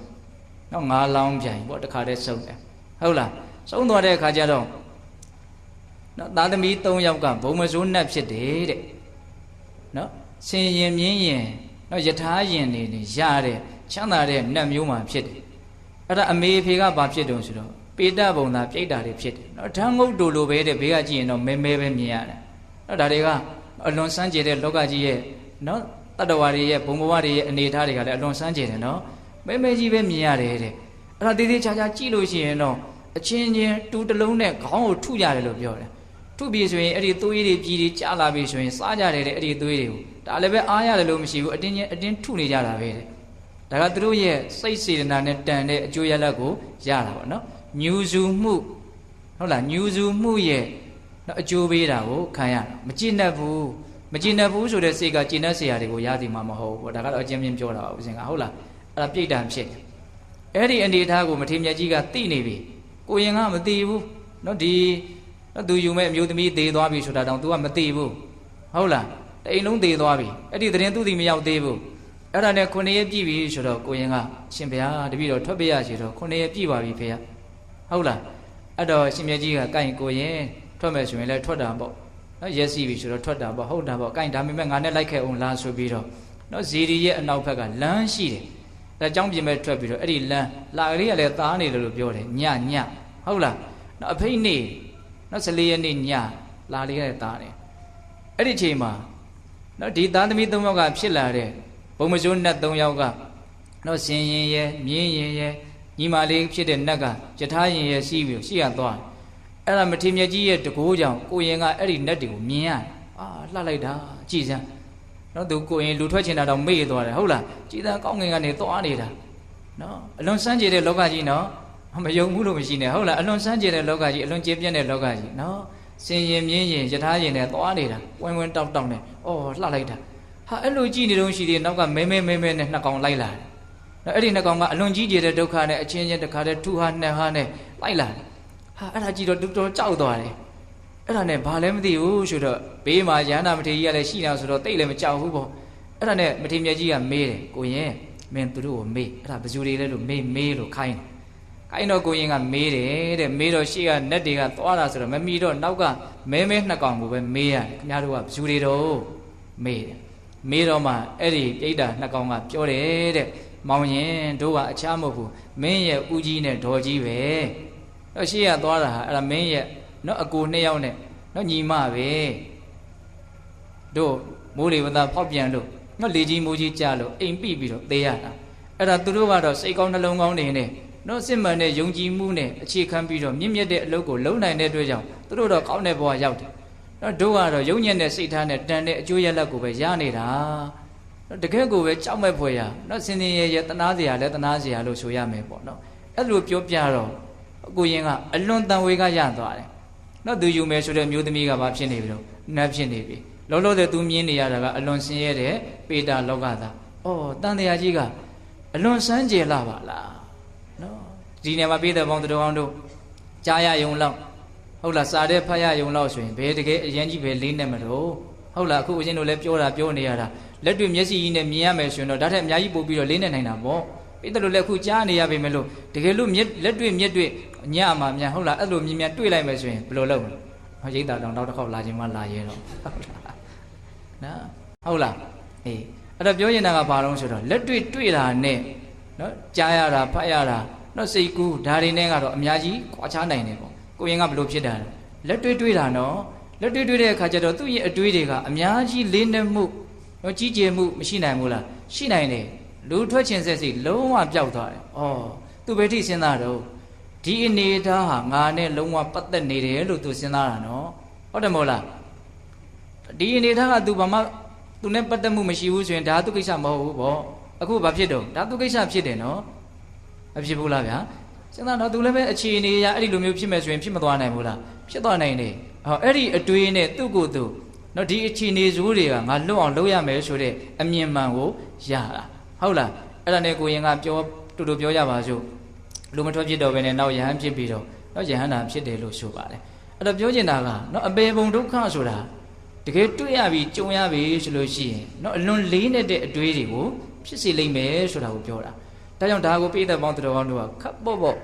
သဘောမထားဘဲနဲ့အများကြီးလေးနဲ့စဉ်းစားဖို့မလိုဘူးလားလိုတယ်နော်ဆိုကြပါစို့အပေပုံတွေကဒကာမတို့ဦးရှင်တို့လက်တွေ့သိနိုင်တာကဘယ်ပုံရှိတာလို့တိရစ္ဆာန်ပုံပဲရှိတာနော်ဒါပေမဲ့ဒီငရဲပုံဆိုတာကတော့တော့လက်တွေ့ဒါလူသားတွေအနေနဲ့အလွန်လှမ်းဝေးတယ်ပေါ့နော်ပေတာလောကသားတွေဆိုတာကြတော့လည်းပဲတချို့တကယ်ကိုခိုင်မာတွေ့ရတာပဲလေဟုတ်တယ်မို့လားနော်ဦးချင်းဆိုငယ်တုန်းကနော်ဘုံကြီးကျောင်းသားဘဝတုန်းကအဲ့ဒီတော့ကိုရင်ဝဲကလေးနဲ့ပါပဲအဲ့ဒါဘုံတို့ကျောင်းရဲ့ပြင်ဘက်မှာထမ်းမင်တွေဝိုင်းနေတာရှိတယ်အဲ့ဒါဘုံကြီးကိုနင်းပေးရတယ်ညတိုင်းနင်းပေးရတယ်အဲ့ဒါပေးရရွရင်နဲ့ဘုံကြီးကအောက်ကတခါလေးကိုကနင်းပေးနေသူကအိတ်ချင်းအိတ်နေတယ်အဲ့ဒါကိုကအပေါ်ကနေတန်းကလေးကင်ပြီးတော့နင်းရတယ် ကြောင်းပြင်မဲ့ကိုကြည်လိုက်လို့ရှိရင်တန်စကာကွက်ကလေးတွေကနေပေါ့ထမ်းမင်းတွေကိုမြင်ရတယ်အဲ့ဒီထမ်းမင်းတွေရဲ့ဟိုမှာရွာပေါ့ဘုံတို့ကြောင်းနဲ့ရွာနဲ့ကနော်လေ4-50ခွက်လောက်ဝေးတယ်နော်လှန်တစ်ခေါ်လောက်ဝေးတယ်ပေါ့အဲ့ဒီထမင်းမောကနေပြီးတော့မီးလုံးကသွားနေတာနော်မြင်ရတာမီးလုံးကိုမြင်ရတာအဲ့ငယ်တရေမီးဆိုတာလဲကြားဘူးတာပေါ့ဒါပါလေကြည်အောက်မှာဘုန်းကြီးကလည်းကြည်နေတယ်ဆိုတော့မကြောက်ဘူးပေါ့အဲ့ဒီမီးလုံးကအဲ့ဒီထမ်းမင်းမောကနေလှည့်နေတယ်အဲ့ဒါဘုန်းကြီးဟိုမှာမီးလုံးကြီးပေါ့ဟုတ်လားအဲ့ဒါဘုန်းကြီးကထားကြည့်တော့မရှိတော့ဒါလက်တွေ့ဦးဇင်းတို့မြင်ဘူးတဲ့အနေထားတော့ဒီလောက်ပဲပေါ့နော်တသေးသေးရဲ့ကြောက်တာတွေတွေ့တာတွေဘာတွေတော့တိတ်ပြီးတော့မရှိပါဘူးနော်အသက်ကြီးလာလို့နော်ဦးဇင်းဖြစ်တော့ရွာเจ้าမှာနည်းနည်းထူးဆန်းတာတစ်ခုတွေ့ရတာတော့လဲကြုံဘူးတယ်အဲ့ဒါကဘာလဲဆိုတော့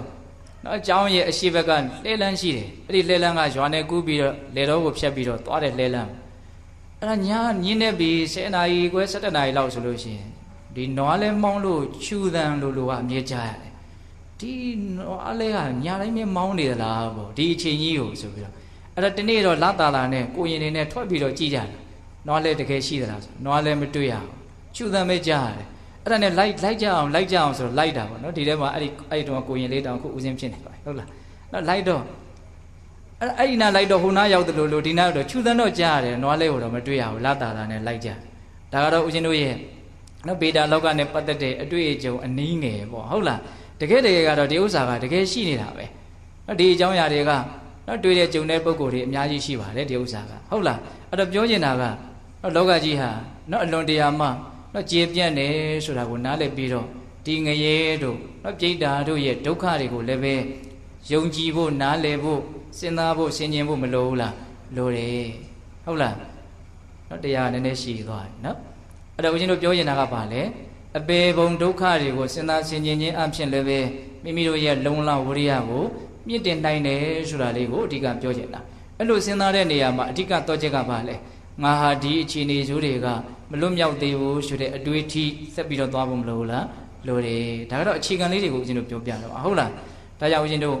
လုံလဝရိယထက်တန်ခြင်းရဲ့အကြောင်းတရားဘယ်နှမျိုးလုံးများ17မျိုးเนาะဒါကိုဒီကနေ့ညမှတ်သားခဲ့ရတယ်အဲ့ဒီအကြောင်းတရားတွေနဲ့ပြည့်စုံမယ်ဆိုရင်တော့ဆင်ခြင်ရမယ်ဆိုတဲ့အကြောင်းတရားကိုဆင်ခြင်မယ်ဆိုလို့ရှိရင်ဟုတ်လားဒါကမှတို့ဦးဇင်းတို့ရဲ့တန်တာမှာနော်ကောင်းမြတ်တဲ့အလုပ်တွေကိုစ조사လိုစိတ်လုံလဝရိယအများကြီးထက်သန်လာနိုင်မယ်ပေါ့နော်ဒါကြောင့်ပိဿပေါင်းတော်ဝန်တို့သည်မိမိတို့ရဲ့လုံလဝရိယကိုနော်ဒီလိုအကြောင်းတရားတွေပြည့်စုံအောင်စ조사ရင်းဖြင့်နော်ထက်သန်စေပြီးတော့နော်ဒီဘဝဒီခန္ဓာရဲ့အကြောင်းကိုမှန်မှန်ကန်ကန်သိတဲ့ဉာဏ်ပညာကိုရအောင်နော်တတိကိုအူထားပြီးတော့ဝိရိယထက်ထက်သန်သန်နဲ့စ조사နိုင်ကြတဲ့သူတော်ကောင်းတွေဖြစ်ကြပါစေလို့ဦးဇင်းတို့ဆန္ဒပြုပြီးတော့ဒီကနေ့ညပိဿပေါင်းသူတော်ကောင်းတို့စ조사အထောက်ထားကြရတော့ဒါနသီလသမာဓိပညာကုသိုလ်ကောင်းမှုအစွစုတို့ရဲ့စွမ်းတတ္တိကြောင့်ဘုရားတပည့်တော်တို့သည်မဉ္ဇဉ်ဘုံဉဏ်မျက်နှိပ်ပံကိုလျင်မြန်ထုတ်ချောက်မျက်မှောက်ပြုရစေကုန်သောဟုပတ္တနာအောင်စုပြုရကုန်ရာတည်း